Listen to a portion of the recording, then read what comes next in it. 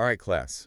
Let's dive into financial projections. It's a pretty fascinating world, actually. Your recent lesson on business financials, that was good. A great foundation. Well, yeah. Trust me, there's always more to explore. Always more. We've got articles, videos, all sorts of resources, and we're going to kind of go through it all and try to get the best insights we can. Yeah, think of this deep dive as like your cheat sheet Okay. to like understanding how these financial projections Okay. can really make or break your dreams. Okay, so we keep seeing these terms over and over again, like income statements, balance sheets, cash flow statements. Right. It's a lot. Yeah, it's a lot. It's kind of overwhelming. It is. But think of these statements as like your financial detectives. Okay. They each give you different clues about your business, Okay. how healthy it is, what its potential is. Okay.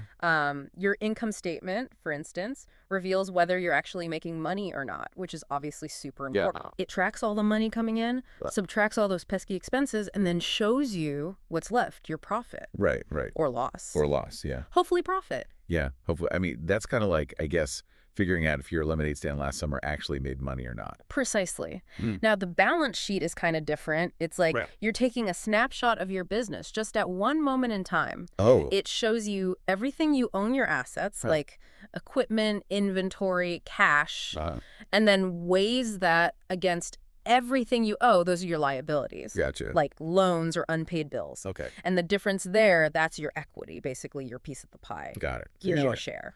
So, like, if I was going to open a clothing boutique, my assets would be my sewing machines, my fabrics, my cash register, and my liabilities would be maybe like a loan I took out to buy all that cool fabric. Exactly. And then the cash flow statement, that one's all about understanding where the money's coming from, where it's going. Yeah. It's like watching a river flow, Gotcha. making sure there's enough water in the river to keep things moving, Right. keep those bills paid on time. Makes sense. Makes sense. Now, one thing I saw a lot in the materials was this term break-even analysis. Kind of sounds a little... It's a little intimidating. It does sound intimidating. Yeah, but it's a really valuable tool. Okay. Think of it this way. The break-even point is the point where you've sold enough to cover all your costs. Okay. You're not making a profit yet, Yeah. but you're not losing money either. Okay. So let's say you're selling those personalized phone cases you designed in art class. Okay. Break-even analysis would tell you how many you need to sell to cover your costs, like materials, Mm-hmm. printing, marketing, anything else you had to pay for. So it's like that point where you're not in the red or in the black either. Right, exactly. We're just kind of like floating there. Right, breaking even. Yeah. Okay. So break even. I got it. Sounds like it's pretty important for setting prices. And Making sure that your idea is actually financially viable. exactly. It's all about making sure your revenue exceeds your costs. Break even analysis can help you map that out. All right, starting to click now, starting to click. Yeah. But I'm picturing myself drowning in spreadsheets. Yeah. How do we even begin building these projections? Don't worry. Don't worry. Right. It's not as daunting as it seems. Okay. First, you got to nail down your revenue projections Uh-huh. and your cost projections. Okay.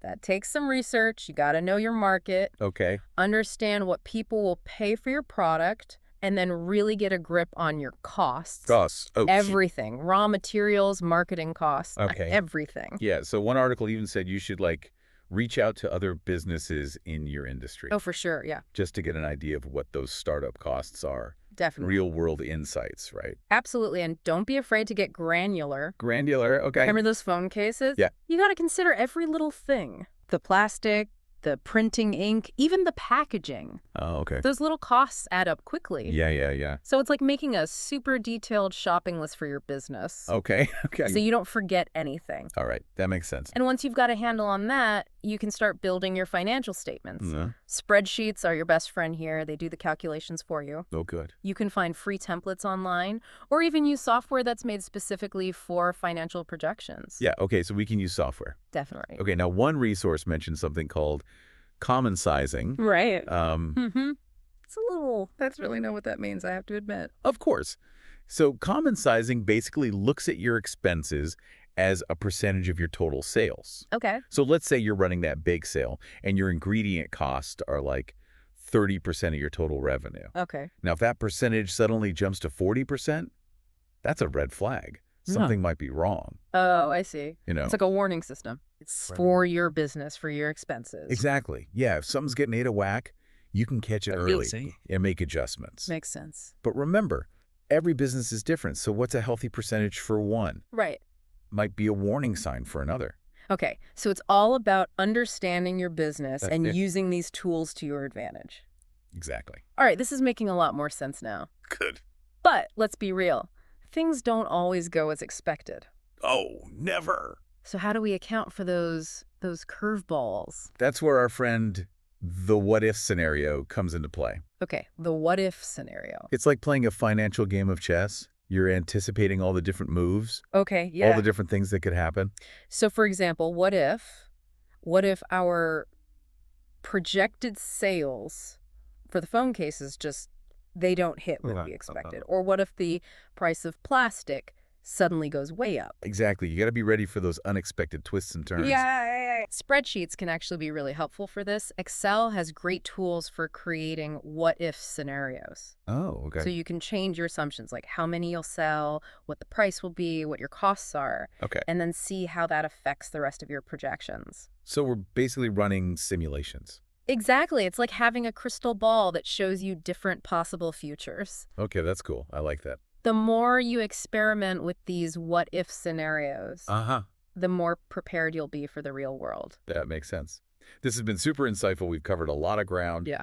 but we're just getting started. Oh, yeah. We've got lots more to talk about. We'll be back in a moment to dive even deeper into these financial projections and see what other strategies and resources we can uncover to help you build your own. Definitely. Welcome back to our deep dive on financial projections. We're getting into the really interesting stuff now. Oh, yeah. The nuts and bolts of making these projections work for us. Absolutely. And remember, your projections, they're not just about filling in spreadsheets. Right. They're about telling a story about your business. Oh, okay. So it's kind of like crafting that pitch for the investors on Shark Tank. Exactly. Yeah. You got to convince them that your business idea is worth investing in. Right. And that story has to be grounded in solid research. Okay. Realistic assumptions, investors can spot a flimsy projection a mile away. Okay. So where do we start with that research? Right.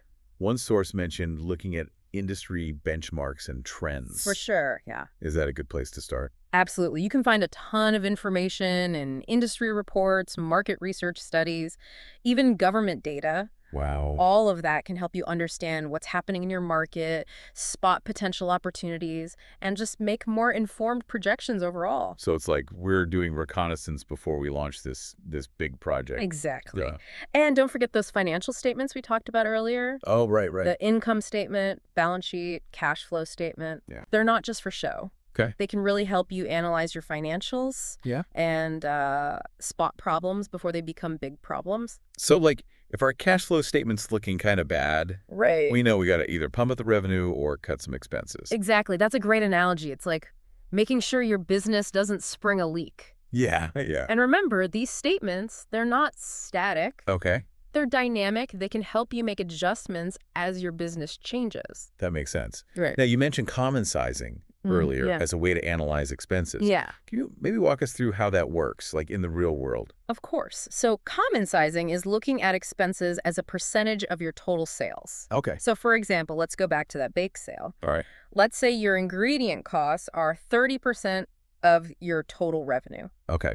Now, if that suddenly jumps to 40%, that's a problem. Oh, I see. Okay. Sounds off. So it's like an early warning system Exactly. for our expenses. Exactly. If something's getting out of whack, Yeah. you can catch it early Yeah. and make adjustments. Gotcha.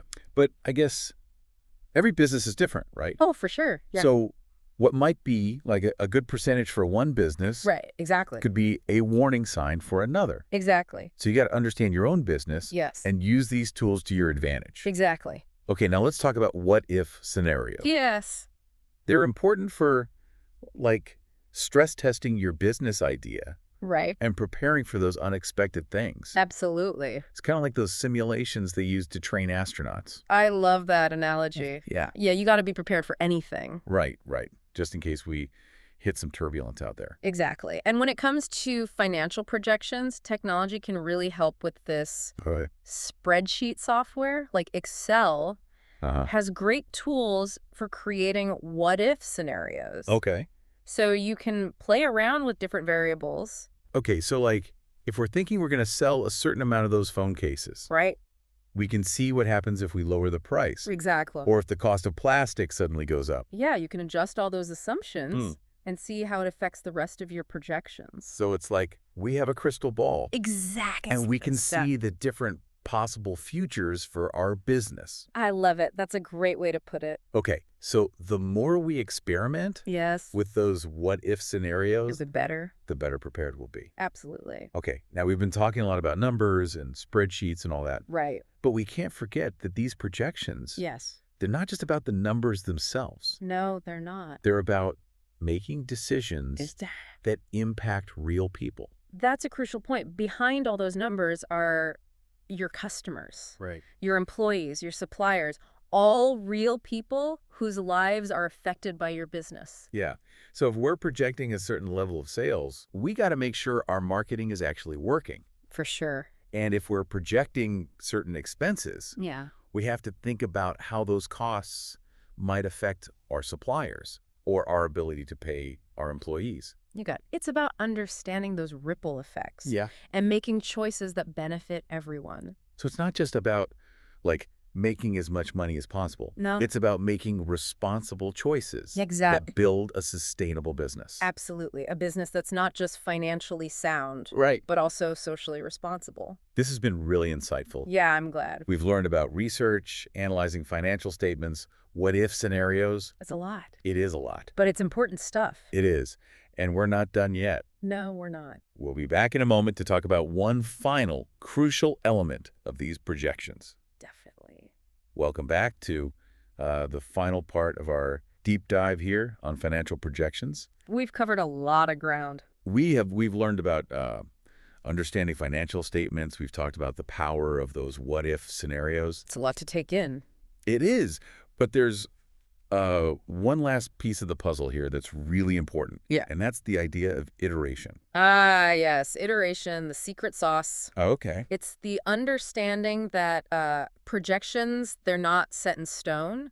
Oh. They're not fixed. They can change. They have to evolve as your business does. So it's like fine-tuning a recipe. I like that. Yeah. You start with the basic formula, but then you tweak it, You taste it, you get feedback. Yeah, you got to get the flavor just right. Exactly. And in the business world, that feedback comes from your real world data, market trends, even challenges you didn't expect. So it's not enough to just like create those initial projections and then stick them in a drawer somewhere. No, you got to keep coming back to them. We have to revisit them. Compare them to what's actually happening Yeah. and then make adjustments. So it's like those course corrections they do during space missions. Perfect analogy. They have their planned trajectory, but they're constantly adjusting based on, Data. new data and what they're seeing out there. Exactly. And those adjustments are what make for successful landing. Okay, so it's all about those little adjustments. It is. Now, one source said that it's really important to celebrate those failures along the way. Oh, absolutely. It's not about being perfect. It's about learning. Yeah. Every time you see a difference between your projections and what actually happened, Yeah. that's a chance to learn and grow. So it's like we're not going to beat ourselves up if our projections were a little off. No, not at all. It's about taking those moments and using them to get better. It's all part of the process. Okay. And we don't have to do this alone. Oh, definitely not. You can get feedback from mentors, advisors, Good. even potential investors. Right. They can give you a fresh perspective, challenge your assumptions. Yeah. Help you see things you might have missed. So it's like we've got this team of navigators I like that. helping us chart the course for our business. Oh, absolutely. And as we make those iterations and we refine those projections, we're not only going to understand our business better, Right. but we're going to gain confidence. Yes. Confidence is key. Yeah. All right. So to all you future entrepreneurs out there in class, Yes. remember, creating financial projections, it's not a one-time thing. No, It's an ongoing journey. it is. You got to keep learning, adapting, refining those plans. Absolutely. Embrace the process. Be open to feedback. Yeah, Don't be afraid to make changes as you go. you got it. And most importantly, remember that all those numbers on your spreadsheets, Yeah. they're not just numbers. No, they represent real opportunities, real challenges. Financial projections are powerful, They are. They can help you navigate this exciting and unpredictable. and sometimes unpredictable world of entrepreneurship. Exactly. So we hope this deep dive has given you a good understanding Yeah. of financial projections The confidence to build your own. and the confidence to build your own. Now go out there and make those dreams a reality. Make those dreams a reality. That's what it's all about. That's it. All right. Thanks for joining us. Thanks, everyone.